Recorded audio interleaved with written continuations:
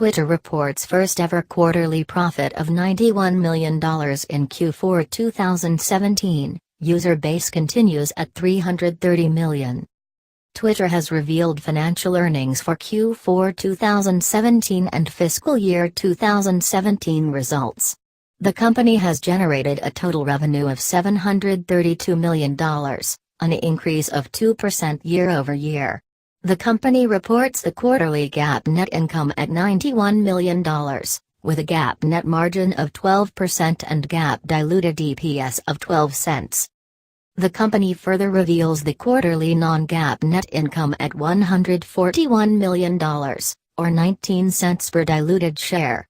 This is an increase compared to the quarterly non-GAAP net income of $78 million, or 11 cents per diluted share for the same period last year.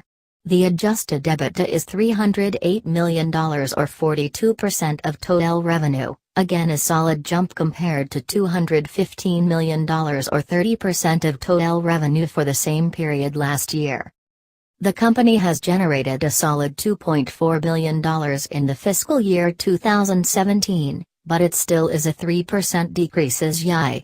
The GAAP net loss was around $108 million and a net margin of 4% in 2017, compared to $457 million and a net margin of 18% in 2016.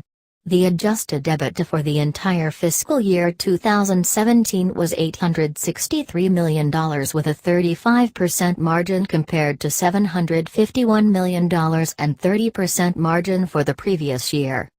Twitter says that the annual stock-based compensation expense decreased 29% YI to $434 million, down from $615 million, or 24% of total revenue in 2016. Twitter defines monthly active users, MAUs, as users who logged in or were otherwise authenticated and accessed Twitter through our website, mobile website, desktop or mobile applications, SMS or registered third-party applications or sites in the 30-day period ending on the date of measurement.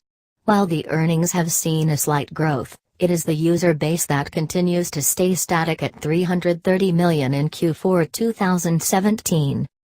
Though the user base is 12 million more from the same time last year, the consistent figure of 330 million in the last 3 quarters without any significant growth is tough to digest. Twitter blames the fall in numbers on 2 things: a change to Safari's app integrations and the project that's euphemistically titled Information Quality Efforts. The silver lining here is the fact that the daily active user figures have increased by 12% year-on-year.